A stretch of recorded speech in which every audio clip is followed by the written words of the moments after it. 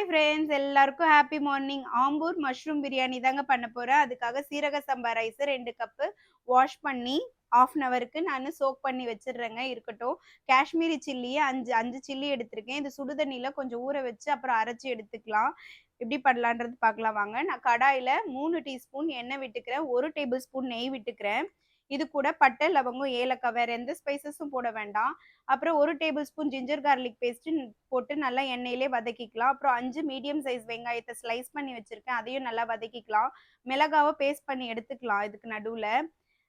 வெங்காயம் நல்லா வதங்கிருச்சு. இது கூட தக்காளி, புதினா, கொத்தமல்லி இதையெல்லாம் போட்டு நல்லா வதக்கி விட்டுறலாங்க. அப்புறம் 1 டேபிள் ஸ்பூன் உப்பு போட்டு இதெல்லாம் சாஃப்ட் ஆகுற அளவுக்கு மூடி போட்டு வேக வச்சுக்கலாம். இருக்கட்டும். இப்ப இது கூட 2 டேபிள் ஸ்பூன் தயிர், 1 1/2 டேபிள் ஸ்பூன் நம்ம அரைச்ச மிளகா விழுதையும் மிக்ஸ் பண்ணி நல்லா மூடி போட்டு 5 மினிட்ஸ்க்கு இத டிஸ்டர்ப் பண்ண வேண்டாம். நல்லா மசாலா வாசனை எல்லாம் போயிடுச்சுங்க. இது கூட கட் பண்ண மஷ்ரூம்ஸையும் ஆட் பண்ணி நல்லா தண்ணி இதுலயே சுண்டி சுண்டி வரணும். அந்த அளவுக்கு சுண்டி வர அளவுக்கு இது பண்ணிக்கலாம். வதக்கி விட்டுக்கலாம். இது கூட நான் கொஞ்சமா லைம் ஜூஸ் ஆட் பண்ணிக்கிறேன். அவ்வளோதாங்க. 2 கப்புக்கு நானு 4 கப்பு தண்ணி ஊத்துவேன். இது ஏற்கனவே கொஞ்சம் மஷ்ரூம்ல இருந்து விட்ட தண்ணி எனக்கு சுண்டவே இல்ல. அதனால நான் 3 கப் தண்ணி ஊத்தி நல்லா கொதிக்க வச்சுக்கிறேன். இப்ப 1/2 மணி நேரம் ஊற வச்சிருந்த சீரக சம்பா அரிசிய இதோட ஆட் பண்ணி நல்லா மிக்ஸ் பண்ணிக்கலாம்.